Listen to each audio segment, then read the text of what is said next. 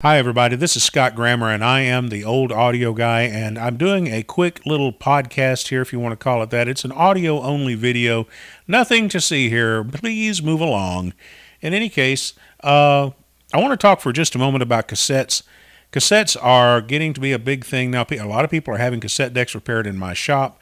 They're buying them from eBay, or they're finding them at flea markets, at yard sales, and pawn shops, bringing them to me to have them gone over. And I like that. I like working on cassette decks. I like tape decks. And cassettes actually can sound very good, contrary to what some people believe. I know a lot of us, especially us older folks, have had bad experiences with cassettes in the past. You know, your car cassette player ate your tape, or it just sounded muddy. It sounded distorted. It's just, all kinds of bad sound problems, quality problems. This is not an issue with the medium itself. This is an issue with the machines.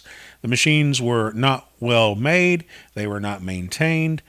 Whoever actually cleaned, and I don't mean stuck a cleaning tape in, because cleaning tapes don't do diddly. Whoever actually took the time to take apart their car stereo and get in there and clean the heads with a Q-tip and alcohol. Did anybody do that? Anybody? Can I see some hands? Anybody? Bueller? No, that's what I thought. Nobody. And so after, 5 years, you got a lot of crap, a lot of oxide on the heads, on the pinch rollers, on the capstans. No wonder it ate your tapes. No wonder it sounded like crap. You have to maintain cassette decks. You have to keep the heads clean. You have to keep the capstans and pinch rollers clean. You have to demagnetize the tape path every so often, because it does get magnetized. And if you do this, and if the machine is properly adjusted in the first place, preferably by a professional like myself, they can sound pretty good. As proof of that, I'm going to let you in on a little secret.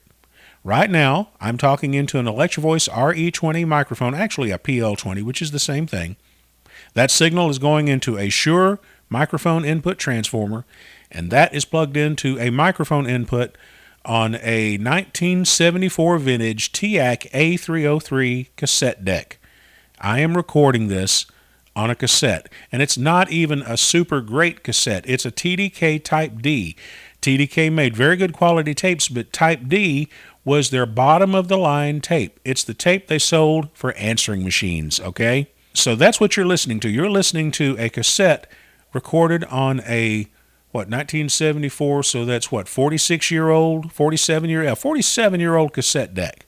But it's a 47-year-old cassette deck that I personally went through and cleaned and adjusted and demagnetized. It's got new belts, and this is what it sounds like.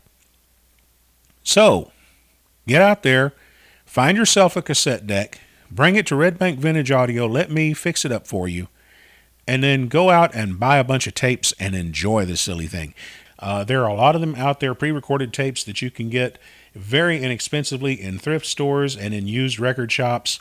Sometimes you can get them for as little as 25 cents or 50 cents a piece. It's a format that's always going to be around. There's always going to be a cassette deck out there that can play your tapes. Whereas, there may or may not be something that can play your digital media. Who knows? Anyway, have fun. Goodbye.